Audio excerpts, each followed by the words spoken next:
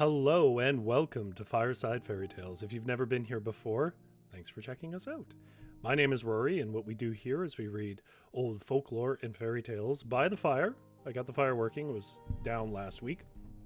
And if you're watching this live, what you should do is join us in the live chat, where there's already a little crop of potatoes growing. I see GS, Jumstore, Uncle Kitty, and Tammy Morelli. Tammy, I am sorry that you are still in pain after your surgery, but I am glad to know you'll be lurking, and hopefully these tales of the snow will be sufficiently distracting. Uncle Kitty, by the way, if you are a new denizen of the chat, Uncle Kitty is the king of horror movie recommendations, so go ahead and ask him about that. And Jumstore, good to see you. Jumstore is the king of tea. By king, I mean queen, sorry. And of course, GSS also got injured. Oh dear. Boy, maybe it's a connection. Maybe watching this stream gets you hurt and I should put a warning up. I hope not. Anyways, what are we doing tonight? Well, we're reading old folklore and fairy tales, and if you don't want to listen to any of this chatter and you are not watching this live, down in the description below there will be timestamps that take you to the beginning of each story, of which we are reading several tonight. Some quite short, most reasonably short. I'm going to knock down the audio just a slight bit. Maybe not that much. There we are. Hopefully also my music is working. I noticed that the audio channel for my music was wrong last week. So let me know if my music isn't playing. We'll see if we can find a new thing to be wrong this week. Anyways, the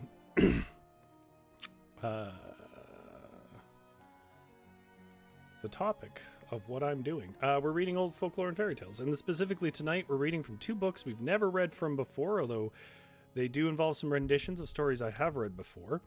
But I always love reading different renditions. Uncle Kitty says I wouldn't call myself the king, more like illegitimate prince. All right. Anyways, oh, hello, Tsukima. We're going to read Tales from Folktales of Beast and Men, which is Belgium Folktales, which I don't think I've ever read anything from Belgium, at least not a collection deliberately from Belgium. Maybe I've picked up some stuff from regions in the area. Then we're also going to read from Austrian folklore, which we've definitely read from before because a lot of Austrian folklore leaks into German folklore for obvious reasons. And I did see some familiar tales from Sunken Castle's Evil Poodles collections, although they are different sources, but similar ideas and structures. So we're going to read that. And the theme that ties it all together will be what the cold weather drives you to do. Whether it's a challenge, whether it's how the cold weather serves as a sort of moral compass, if you will, a moral equalizer. We have a great story there, even including just silliness. The first few stories are fundamentally just funny stories, one of which I've definitely read before, two of which I haven't, one of which genuinely, and this never happens when I'm reading, caused me to laugh out loud, which will be the first story we read tonight. I don't think it will you, but something about it really caught me. Yeah.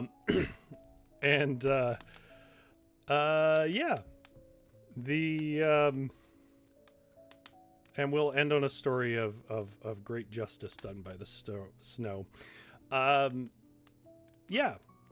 This is just about how the threat of snow at that time and its cold weather, and of course its starvation and so on, drives us to do dumb or silly things to avoid its deadly force.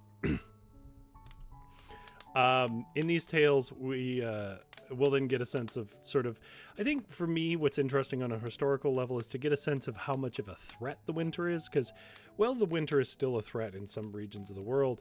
I would say on the whole, especially in the regions where most of my listeners are coming from, it's a solved problem. It's largely able to be avoided in one way or another, unless you're in a particularly unfortunate circumstance.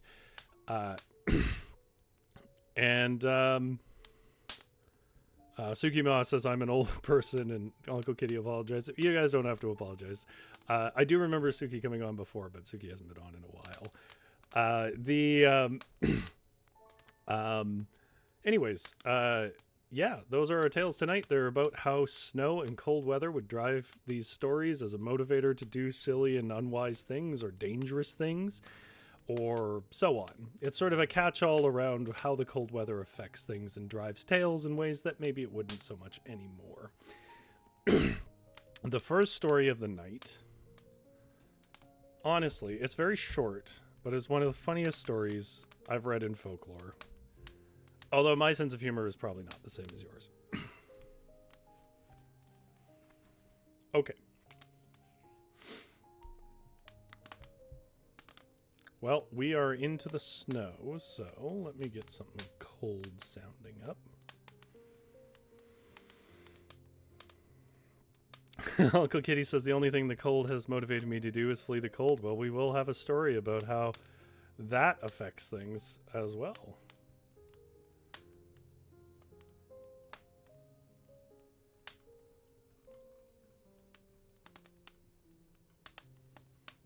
Pull one more thing up here and then we'll get moving.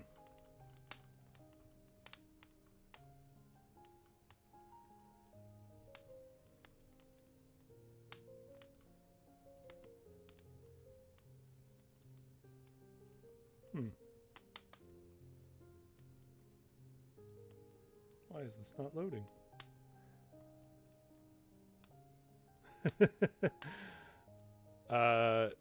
Jumpstore says, oh, Rory, I don't need the weather as an excuse to do any of those things. Fair enough. That's odd. My sound effects are not loading. I'm not sure why that would be. Well, whenever they decide they want to work, we will have some chilling wind in the background. Hopefully my connection is still good. Hopefully that's not the cause of the problem. Right.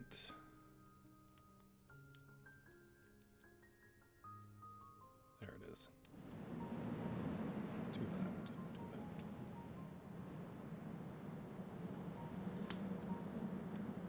loud. Uncle Kitty says I'm supposed to get snow tomorrow. I don't know if we're gonna get snow this year, man. Like, Vancouver usually gets about 1 to 2 weeks of snow a year in the last decade. Used to get it more, obviously.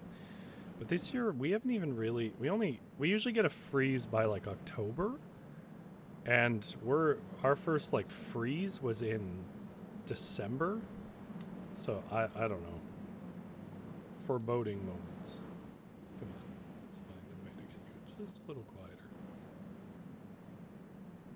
All right.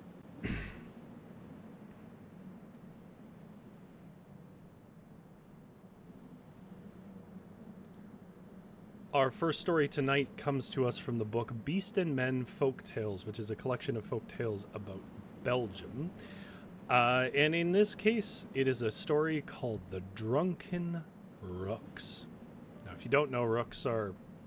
Well, they're not crows, but I think crows are probably the closest touch point if you don't know what a rook is.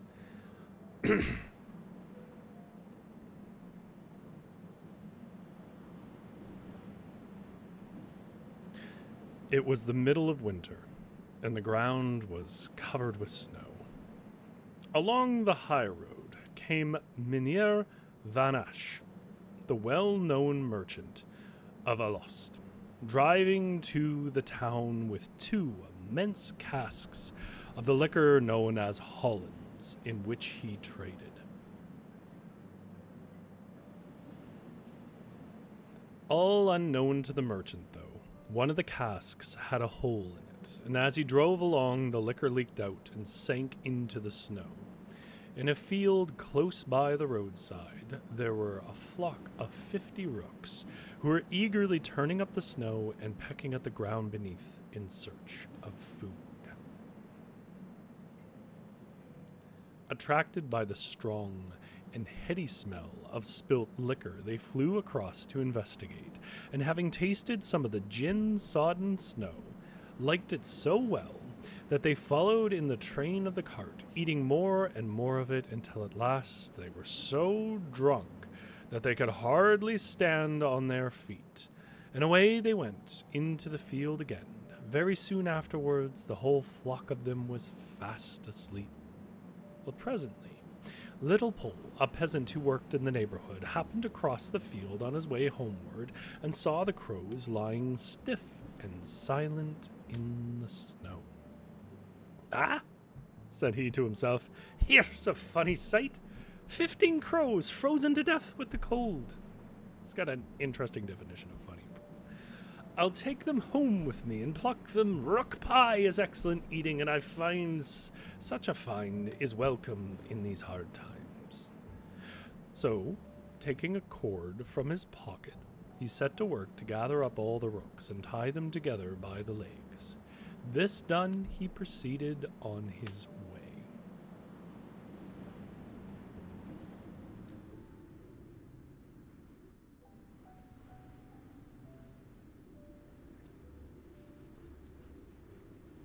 The roughness of the motion and the friction of the snow very soon aroused the rooks from their slumber, and they all woke up and, finding their legs tied, began to flap their wings together with admirable precision. Unfortunately for Little Pole, he had taken the precaution of fastening the cord to the belt around his middle. So when the 50 rooks began to fly, he could not get free and found himself being lifted up into the air. And up went 50 rooks, cawing and crying, and up too went Little Pole, calling in vain for help. They reached the clouds, they penetrated the clouds, they disappeared from sight, and since that day not a sign has ever been seen, either of the 50 rooks or of Little Pole.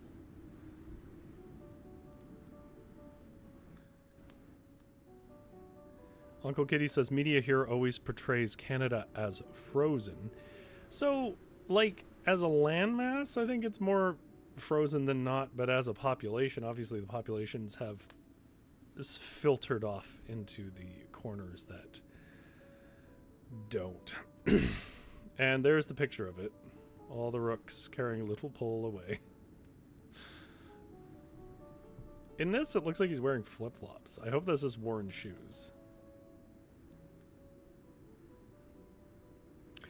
There's something about the fact that he just disappears and is never seen again. It's such an extreme end to such a dumb little tale.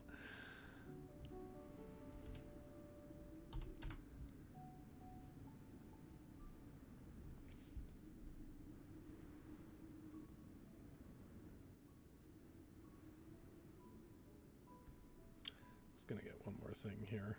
I know I'm gonna need.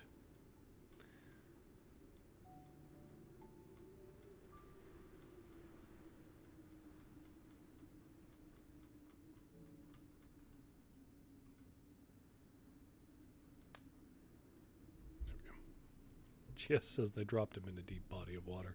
Maybe he fell down to Tannen-eh then. Alright. Keep that cold wind going. This lovely illustration here is meant to be a bear and a fox. And we're going to talk about this one very briefly before I start reading it.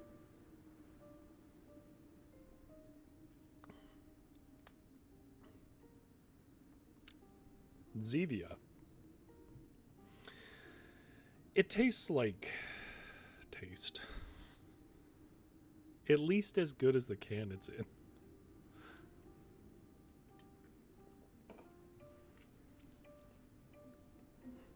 I actually like the vanilla cola, probably the best. It doesn't really taste like vanilla or cola, but what it does taste like is good. Okay. This story we have read before. It's been a long time, probably almost 2 years since I've read it, maybe a year and a half.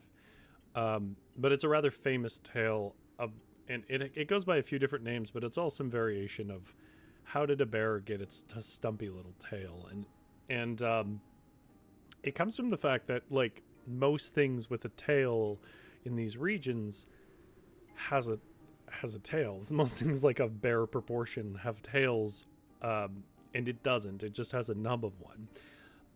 And so this is a tale that's meant to explain how the bear got that way. Jumpstore says Zevia for when taste doesn't matter anymore because of COVID. Okay. So we have read this tale in principle before, but the version I read had a cat, and this one has a fox. It also had a dynamic about it being on like a trailer or something like that. Anyways, but this is a pretty classic rendition of it still. It just isn't different enough, and it's been long enough that I wanted to read it. And how does it belong to our theme? Well, the way the bear gets a stumpy tail is it's quite hungry, because of course when we live in a time of plenty with, you know, all parts of the world sending us food, then it's easy to forget the fact that all the food goes away in the winter. And so for most people in this era, food was a huge motivating factor. The way the snow worked was it suffocated all their food supplies. So trying to get food for the winter is most of your life as a human above a certain parallel line of the earth, above or below, I guess. And that's kind of what this tale is taking on, being a bit suckered in to a way of doing something for food that ultimately has a high cost. And I'll remind you now, if you missed it, because it's been probably almost 3 years since I did it, the fox as a character in European folklore is a devilish character, I guess, a chaotic spirit in the truest sense of the term.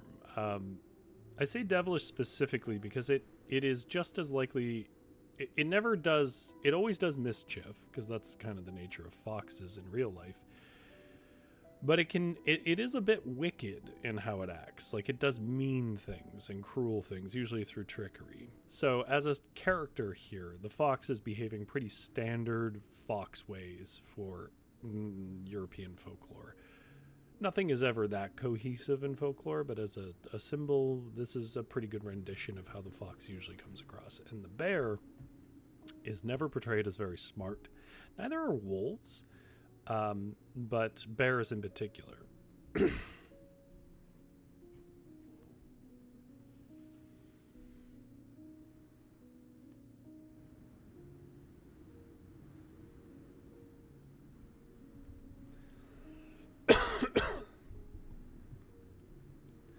Our next tale tonight comes again from Beasts and Men, folk tales from Belgium.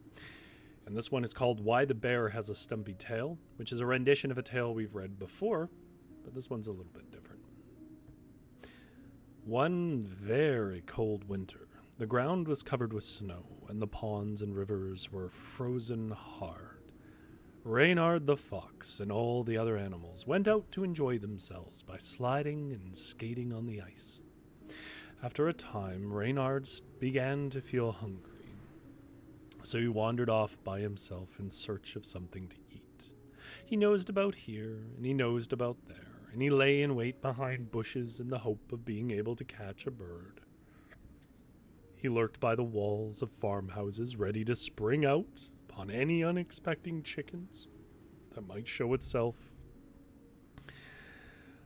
But all in vain. The birds were wary, and the fowls were all safe in the hen houses, for it was quite cold. Disappointed with his lack of success, Reynard betook himself to the river, now covered with a glistening sheet of ice. And there, under the shelter of the bank, he found a hole in the ice which had not frozen over. He sat down to watch the hole, and presently a little fish popped its head up for a breath of fresh air. Reynard's paw darted, and the next moment the unfortunate creature lay gasping on the ice. Fish after fish the fox caught in this way. And when he had quite satisfied his hunger, he strung the remainder on a stick and took his departure, not forgetting first of all to offer up a prayer for the repose of his victims. He had not gone far before he met Mrs. Bruin, who had also come out in search of something to eat. Pausing for a moment. Bruin is bear. I think specifically a brown bear. It's just a different region than probably most of you are from. You turn a phrase for them or term for them. He had not gone far before he met Mrs. Bruin, who had also come out in search of something to eat. When he saw Reynard with his fine catch of fish, she opened her eyes, I can tell you, and said, "Wherever did you get all those fine fishes from, cousin? They make my mouth water. I am so hungry that I could bite the head off an iron nail." "Ah," said Reynard slyly, "wouldn't you just like to know?" "It is what I'm asking you," said Mrs. Bruin. "You surely would not be so mean as to keep the good news to yourself." "I don't know so much about that," answered Reynard, "but I have a certain fondness for you, cousin, so come along with me, and I will show you the place where I caught the fish."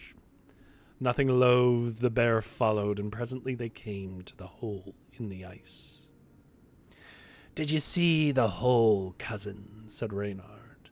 "That is where the fish come up to breathe. All you have to do is sit on the ice and let your tail hang down into the water. After a time, the fish will come and bite at it. Don't you move. Don't you move at all. Sit quite still until the evening, and then you will find a score of fish all upon your tail, and you can pull them together." Well, Mrs. Bruin was delighted with the plan, immediately sat down and dipped her tail in water. "That's the way," said Reynard. "Now I'll just be..." And there's a bit of art here that breaks it up. I'm going to make it full screen here for a second. Not full screen, just as much of the picture as I can display at once. It is a picture of the fox talking to the bear sitting on the ice, and you can see in the background all the little animals in the snow winding up on the river, skating around, some birds and so on. It is a very unique art style. I don't know how I would describe it. I don't know if people know if there's a term for this, but it is quite stunning.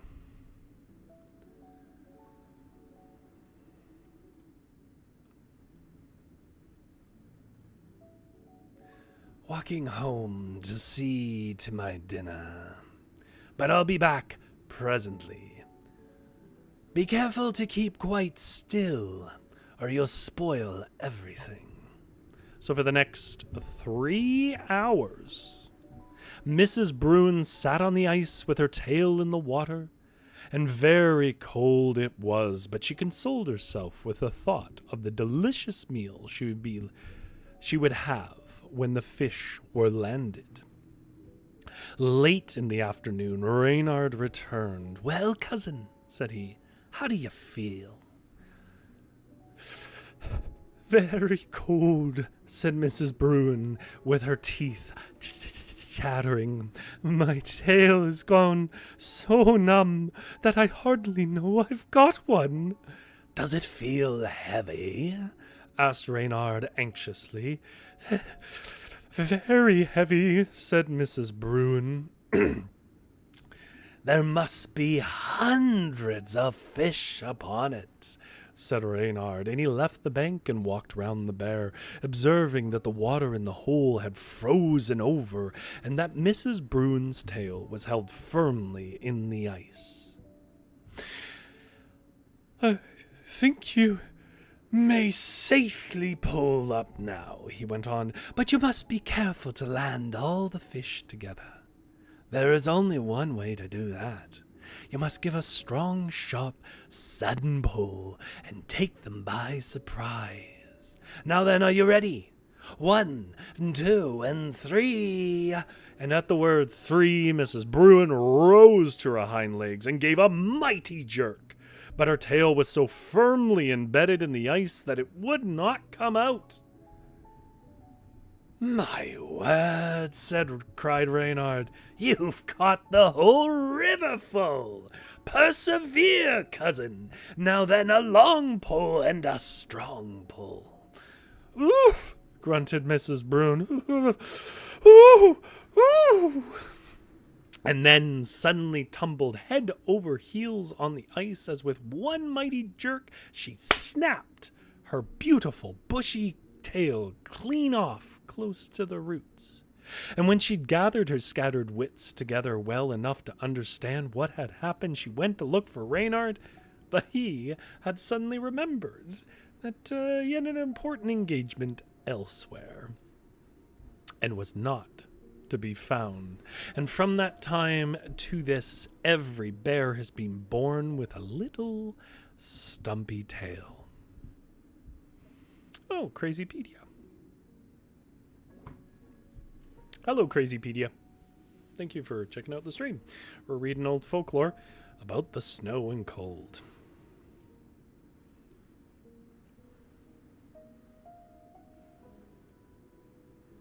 Now, it's saying my mic's a little quiet. I don't know if other people... Hello. That was louder than I expected. Is it tied to my audio out? No, I don't think it is. Okay. I'm just going to check this really quick.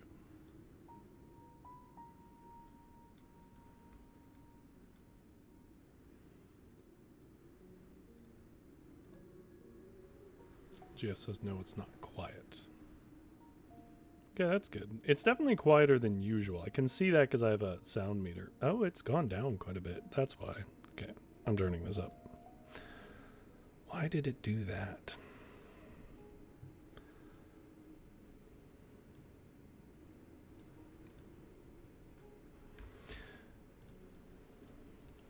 Okay. Yeah, that's more what it should be. Gia says, no, can't see the whole picture. It's a very odd little picture of the bear with its bushy tail and then suddenly not.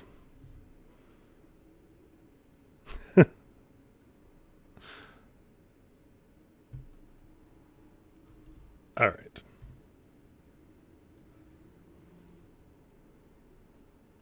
We have one more story out of the Belgium book, which is The Peasants and the Satyrs.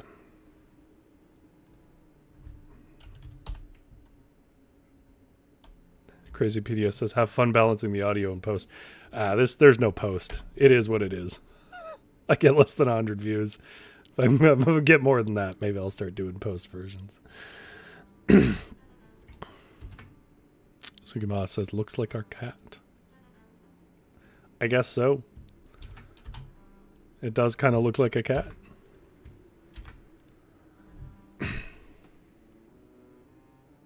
GS says that's a different style too. Yeah, it's very unusual art, isn't it?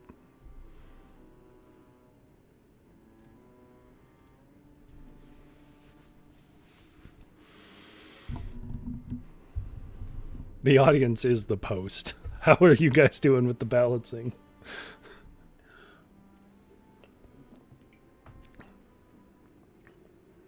Zevia evokes memories of sugar. Okay. This one has such a clever premise. As far as like little silly tales go, it has such a clever premise. I am surprised I have never seen this kind of rendition done before. You'll see what I mean. Like it's basically a joke. It's a pun in a sense. Not in the strict sense of the word, but it's on that level. But I've never seen this in a story before. I'm sure it must have come up elsewhere. I just have happened to never see it anywhere. It is about satyrs. I think most people know what satyrs are, but since it doesn't really describe them, I'm going to briefly do that right now. Satyrs are basically a Greek creature that has come up throughout history since Athens was dusted. And they are goat-legged little creatures of the Fae. They're one of the more classic images of the Fae. You see them in Shakespeare plays and so on. I think most people know satyrs, but if you don't, that's what they are.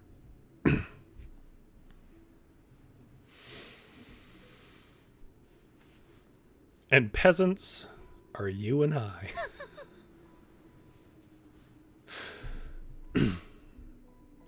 Our next tale, and the last one out of the Beast and Men folktale book, but not the last one of the night, is also a Belgium tale, and it is called The Peasant and the Satyrs, and it is a short little one about how the cold drives you to look for comfort. One cold winter's day, a peasant set out on a journey which led him through the depths of a forest into which he had not hitherto been.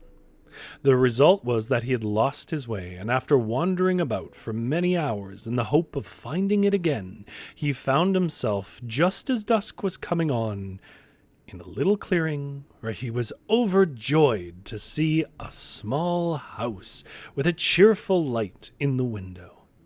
"Here is a chance of supper and bed," thought the peasant, and he made haste to go up to the cottage door. Now this house in the clearing was not inhabited by men, but by some strange forest folk who were called satyrs. If you want to know what they were like, you must look at the pictures.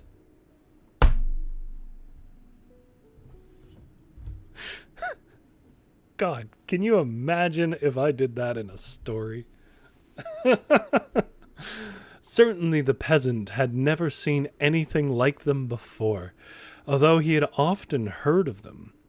And when he nearly tumbled over the little satyr children who were playing in the snow outside the house door, he was the most surprised when in all those parts it was too late to draw back, however. So he went boldly up to the door and he gave it a loud knock. "Come in," cried a gruff voice, and the peasant accordingly went in and found himself facing the father of all the satyrs, who had a long beard and a pair of horns jutting from his forehead, usually kind of ram's horns, but it depends. The poor fellow's knees trembled underneath him for fright, especially when he saw all the other satyrs, the mother and the uncles and the aunts, glowering at him. "Please forgive my intrusion," said he, "but I've lost my way in the woods, and I'm half dead with hunger and cold. It would be an act of great kindness if you give me some food, and allow me to take shelter for the night." So saying, to give point to his marks, he set to work to blow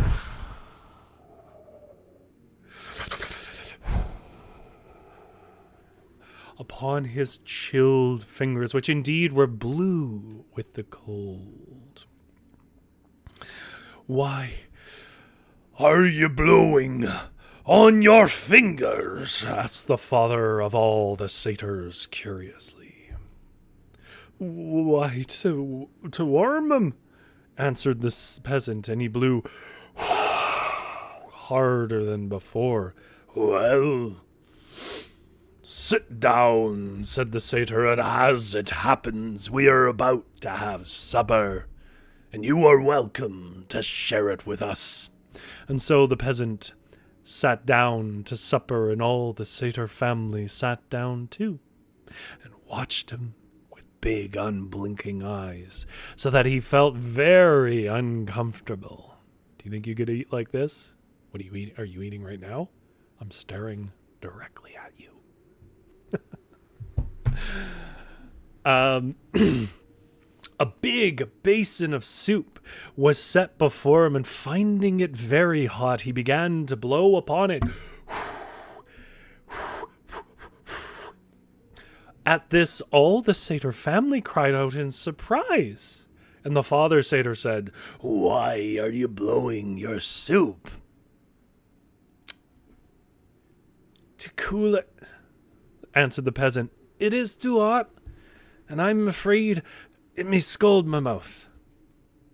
Another and louder cry of surprise came from all the satyrs in the room, but the father cried the loudest of them all and seemed very indignant. "Oh, come," he said, advancing to the peasant. I'll show you this picture in a moment. And taking him by the collar, "Out you go, and there is no place in my house for a man who can blow hot and cold with the same breath. That smells too much of sorcery or magic. Out you go, I say, practice your spells in the forest." And so the poor peasant had to go supperless and spend the night in the woods with no shelter but the trees and the snow for coverlet. And if you wish to know when all this happened, all I can tell you is that it was a very long time ago, in the days when fish flew and cats had wings. I'm going to steal that ending because it's so weird. It's a great way to end a story. Okay, let me show you some of the art. There's a bunch of art for this. There's more of this lovely, I don't know what you would call this. It's the satyrs playing in the snow. It's the old man, the man being thrown out. It kind of reminds me of, I know there's a name for it. I got to see some original pieces in person. It's a style of art from ancient India that has like gold leaf and stuff on it. Yeah, it's really good. GS says, "I've heard the ending expression." You have? Oh boy. I've never encountered that one before. I guess I shouldn't have shrunk that back up because there's more photos. Well, this one you can see just fine here. Crazypedia says, I like that closing line. Funny story. Yes, it is a cute story. This very odd rendition of the old satyr. He has what looks like 4 horns and a bald head, which is a new one for me. But the rest of the family looks more how I'd see a satyr. But you can see they're all very surprised there. And then finally, and I don't know why, a snowman with big ears. Maybe it's for the next story. Uncle Kitty says, he got away light for offending the Fae. He did indeed. Okay. Which means we need to move on to our second book and 2 more stories. Okay. This is called, from a book called The Tales and Legends. Pardon me. The Tales and Legends of Tyrol. Or Tyrol. I did check the pronunciation and I had a hard time hearing it. But that's Austria. Specifically, this is sort of a region of mountains, the Alps. And so a lot of these stories do tend to wrap themselves around snow, unsurprisingly. The next story that we're going to read does involve some sad ends for animals, who obviously are innocent creatures. So if you're a person particularly disturbed by that, you might not want to listen to it. GS says Tyrol. Yeah, that's the way I was taught. And then I looked it up, and that did not sound like that. So, I don't know.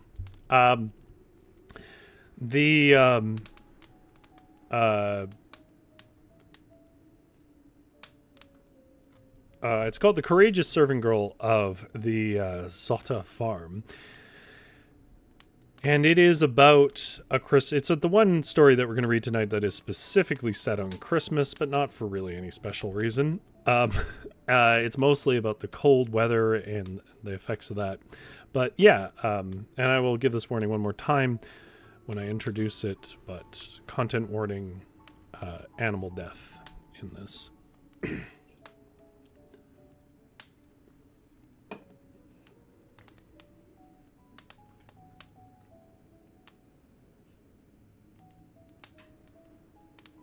Don't know what my TV has done here. Give me a second.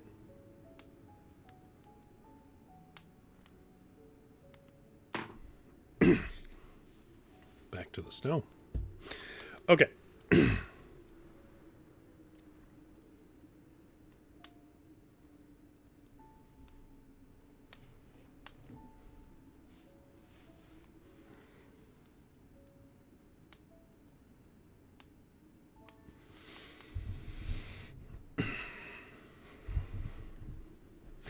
Our next story comes from the Tales and Legends of Tyrol, which is a collection of Austrian folklore. And this tale that we're going to read, first tale we're going to read from it, is called The Courageous Servant Girl of Zotta-Farm. And as a content warning, this tale involves animal death, some of it on the more gruesome side. So if that's going to disturb you, just skip to the next story.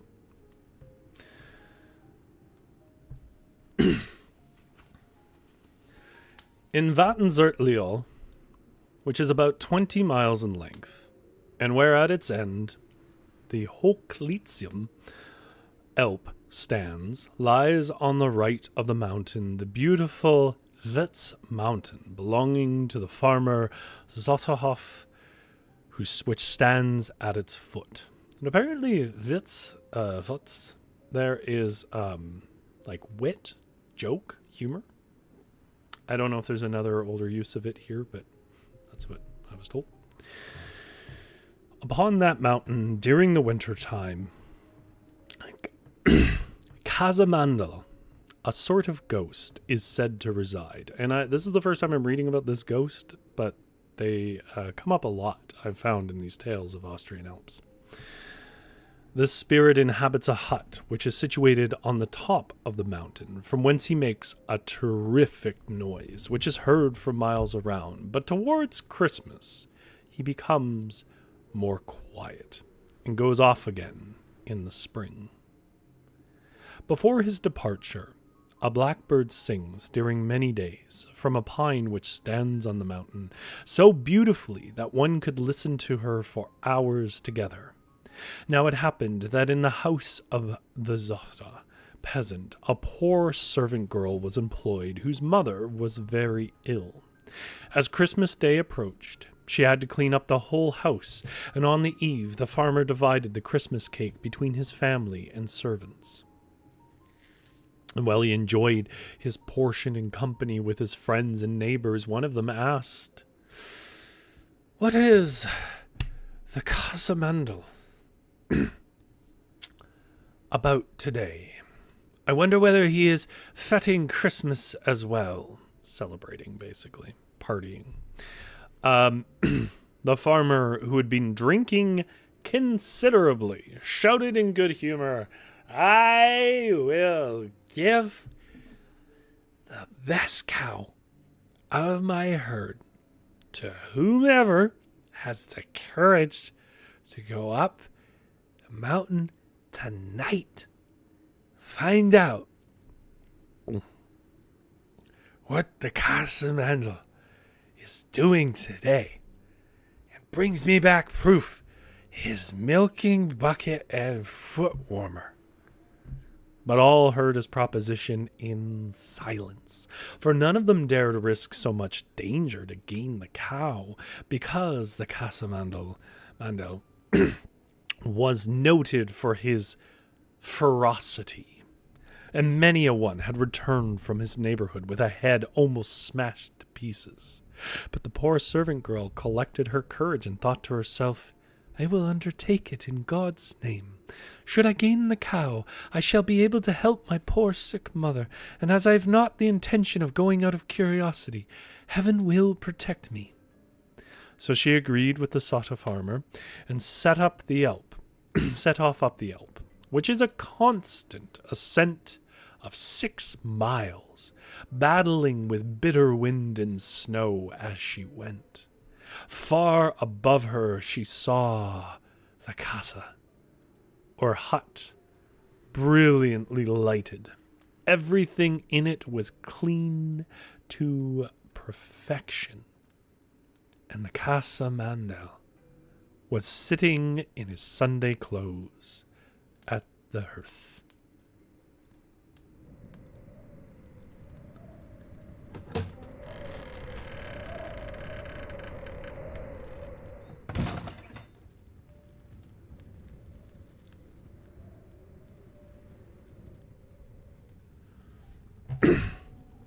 His nose warmer smoked in his mouth his pipe.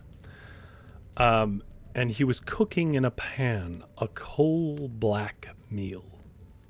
On entering the hut, the girl made as fine a curtsy as a peasant girl is able to do, and the mandel signed her to approach the fire and join him at his supper. But the girl was terrified at the sight of the compound, and when the mandel noticed this, he said, "Do not be frightened, girl.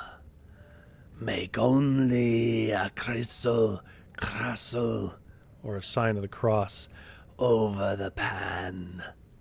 And the girl did this, and to her great astonishment, the pan became the most beautiful cakes, which they both set to work to eat.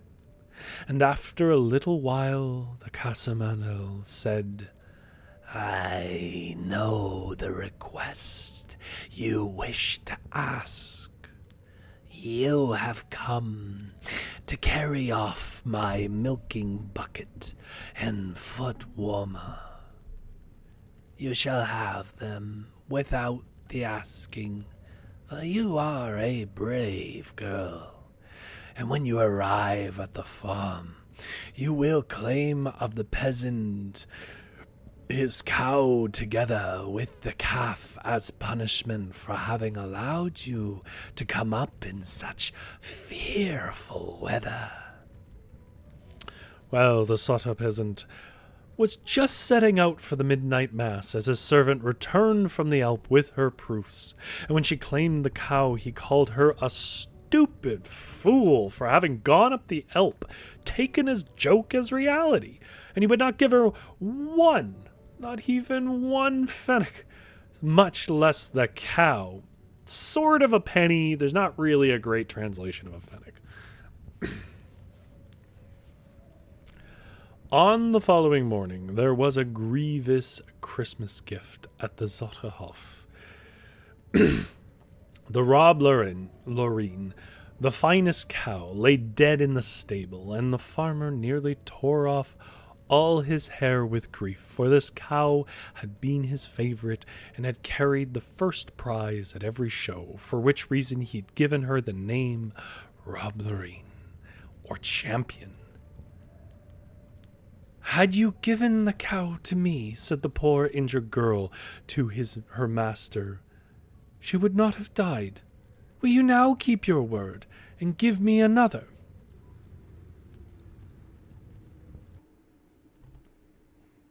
But the farmer savagely refused this demand. On the following morning they found that another beautiful cow, named Myron, had strangled herself with her chain. And on the next day a third cow was found dead, and only now the peasant's hard heart began to melt, for he was fearful lest he might lose his whole herd, and therefore he gave the finest remaining cow to the girl, who directly drove her off home. And from that moment poverty came to an end in the house of the courageous servant girl, who prayed day and night for the redemption of the Casa Mandel of the Witz Ulm.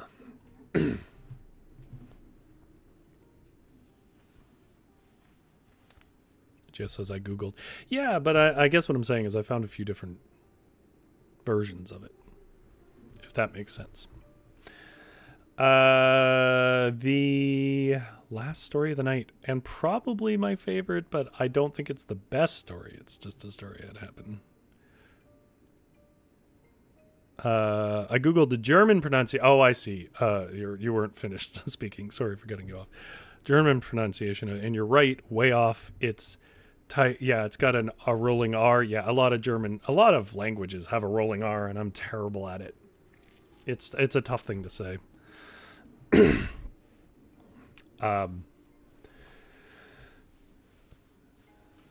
Yeah, anyways. We all know I'm not German. I hope nobody is surprised that I'm not doing great justice to the word. All right.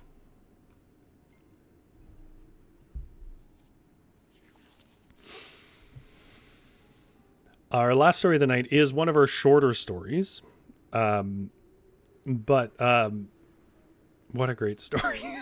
For me, anyways. It scratches a bunch of itches that I like. This one is very much... You can see its biblical roots. I won't say exactly what Bible story, but I think multiple people in the chat will instantly recognize the Bible story being referenced here. There's actually two, I think arguably two. One definitely, two for sure. One is directly referenced in it, but there's a second story as well.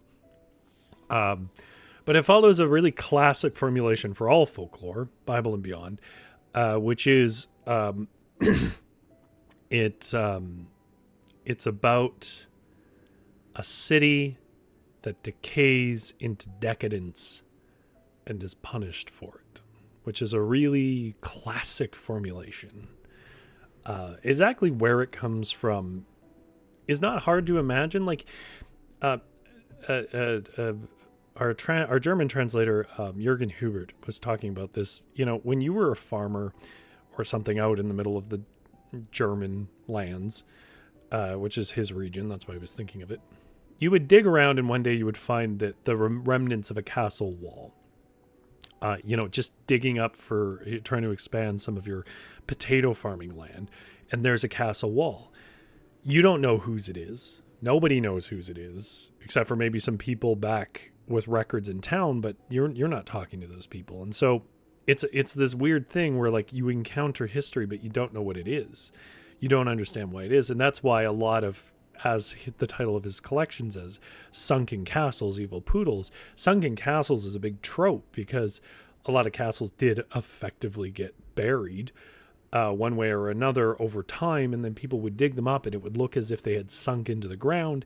And usually, because of the predilection of sort of peasantry at that time, Christian peasantry, was to see it as sort of variations of punishments from God to decadent or evil kings to be buried into the ground. And so what we see is a unique variation of that here, of the town and a city that disappears in some way for punishment of their moral decadence.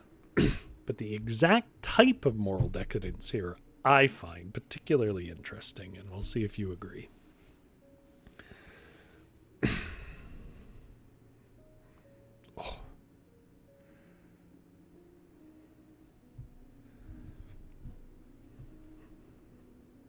Our final story of the night comes to us from Tales and Legends of the Tyrol, which is, of course, Austrian folklore.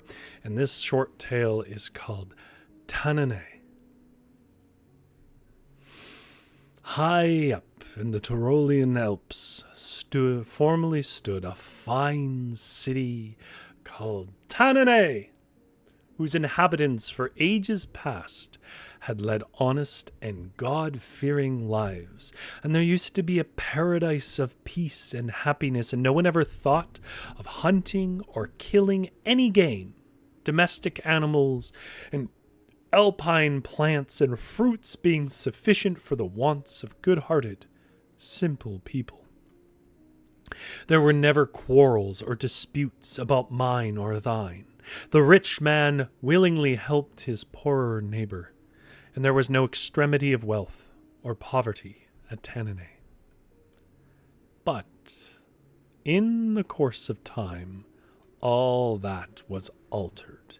With increasing wealth, the lust of gain approached, which brought vanity and luxury in its train. They said, like the people of Babel, "Let us build a tower whose top shall reach the skies, so as to gain ourselves a name. And in the tower there shall be a bell whose sound can be heard by all those who live on a mountain or valley. And at every christening wedding, and burial the bell shall sound. But, only for us, the rich, and for the poor it shall not sound, because for them it is of no use. And this wicked plan was executed. The complaints of the oppressed rose through the skies to heaven, and in the autumn a great famine fell upon the city. The poor suffered dreadfully, whilst the rich locked up their treasures and storerooms, and only gave the poor people, who came to beg for bread, insolent words, telling them, after all, they were but a miserable lot, and the best thing they could do was to die in God's name, and go straight to heaven. And in this fearful dearth, numbers died of absolute starvation. Towards the end of the autumn, snow began to fall, and rose higher and higher up the windows.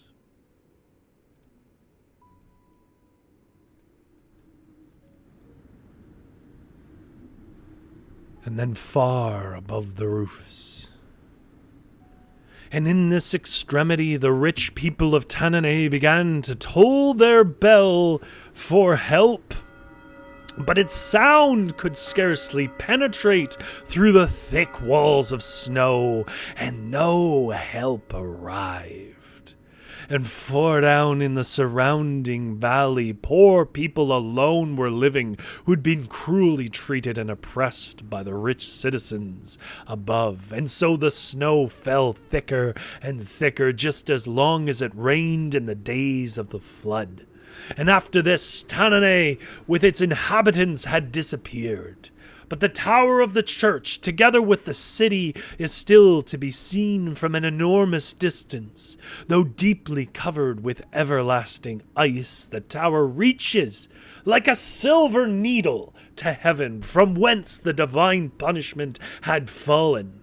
This ice-covered needle rock is called the Etzelfana. The Etzel Gletscher. And the city itself is now called the Etzel Gletscher. Sorry. There we go.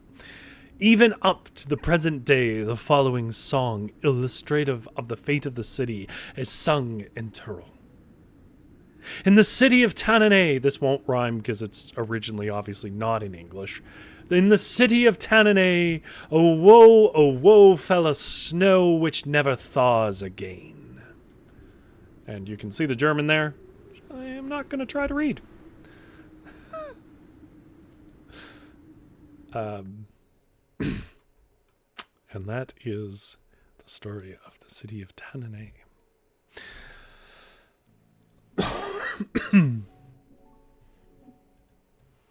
Whoops. Even as I was reading it, I was seeing even more biblical stories than that. You get this premise in the beginning about not needing to hunt or whatever, and that's kind of an Adam and Eve thing. That's the Garden of Eden. But you also get, Sodom and Gomorrah.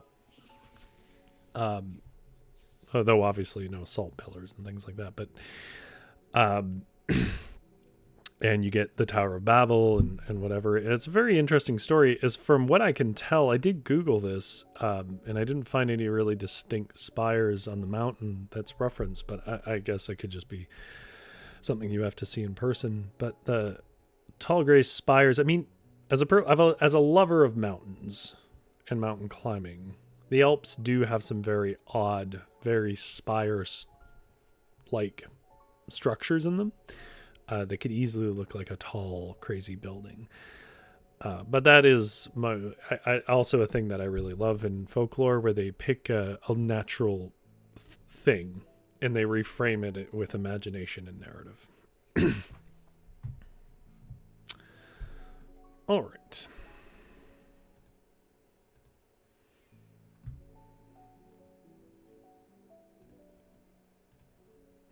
Well, those are Tales of the Snow. I'm sure I could do this every year. I think I have done one about Tales of the Very Cold Snow and how it drives behavior in stories of the folklore.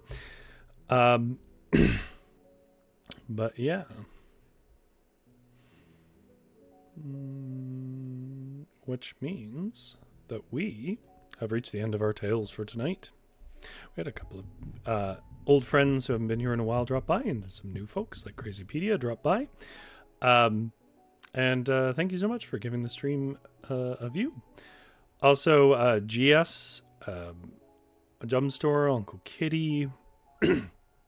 If you're out there lurking, Zombie Wolf, Tsukima, Tammy, I know you're lurking. I hope you enjoyed the stories. I know you like the voices too, so I tried to work some in. Yeah, I'm sure I'm forgetting some people. Oh, Uncle Kitty, of course. I hope you folks, enjoyed the stories. It's definitely one of the harder times of years to find relevant stories. I will say that, which is part of why this went up like within an hour of the stream, because I spent most of the day trying to find them. But I will say one thing I'm excited about is, and our CVF promos. I will say that one of the things I'm kind of excited about is this, the two books that I read from tonight have some great stories, especially the second one, The Tales and Legends of the Tyrol, has like tales of a legendary huntsman, stuff that I'll probably read in January, but, a book I'm happy to read through. Still have many books left to read. And as it's largely worked out for the last couple of years, is basically we find 3 or 4 books a year and kind of read all the way through them. Some kind words in the chat. Thank you all for your kind words. And as per usual, Zevia, we're so very, very sorry. And as per usual, you folks have yourself a good sleep. I'll keep the fire going. You have good dreams.